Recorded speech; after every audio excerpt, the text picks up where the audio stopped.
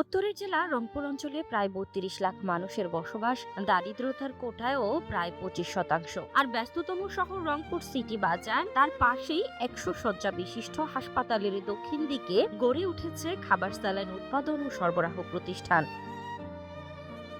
প্রতিষ্ঠানটিতে দৈনিক শ্রমিক, উৎপাদন কর্মী ও দক্ষ কর্মী সহ ৩ ধাপে প্রায় ২৫ জন কর্মচারী কাজ করছেন। সরকারি প্রতিষ্ঠান হবার কারণে সরকারের নিয়ম মেনে সাদা পোশাক, সাদা টুপি পরে সকাল ৯টা থেকে বিকেল ৪টা পর্যন্ত কাজ করেন কর্মচারীরা। তবে প্রতিষ্ঠানটিতে ৬ মাস ধরে বেতন না পাওয়ায় মানবেতর জীবনযাপন করছে এখানকার কর্মচারীরা।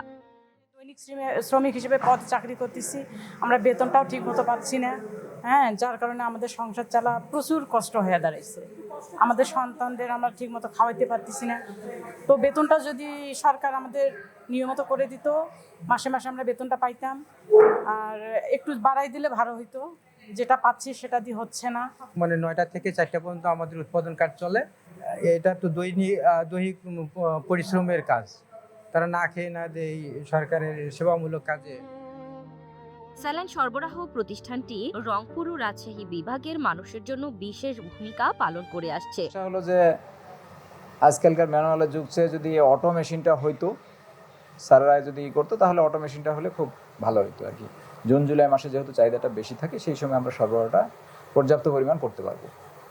তো সম্ভবত হয়ে যাবে, স্যাররা যে উদ্যোগ নিচ্ছে তাতে অটো মেশিনটা হয়ে যাবে, হয়ে গেলেই এটা সাপ্লাইটা ঠিক।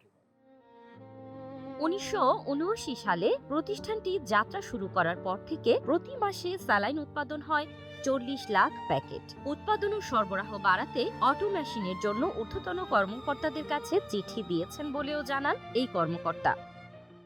সেই বিভাগের বিভিন্ন জেলায়, প্রায় ১৬টি জেলায় আমরা এখান থেকে বিতরণ করি।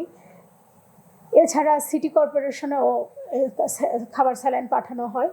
এছাড়া আমার হেলথ কমপ্লেক্সগুলোতেও এখান থেকে খাবার স্যালাইন নেওয়া হয়। মানে কি, আমরা একটু পুরাতন ইয়েতেই আছি। যেমন এখনও প্যাকেটটা যেটা আমরা করি, এখানে যেটা হয় সেটা আসলে অন্য কোম্পানি, যেমন অন্য কোম্পানির যেগুলো তার মতো নয় আসলে। এখানে মানে কি প্যাকেটগুলো অত উন্নত মানের নয় এবং হাতে প্যাকেটটা করা হয়। তো এই জন্য আমরা একটা অটো মেশিন। সারা বাংলাদেশের মধ্যে খাবার স্যালাইন উৎপাদন ও সরবরাহকারী প্রতিষ্ঠান রয়েছে মোট ৫টি। রংপুরের এই প্রতিষ্ঠানটির শ্রমিকদের মানবেতর জীবনের গল্পটাই যেন অজানা থেকে গেল।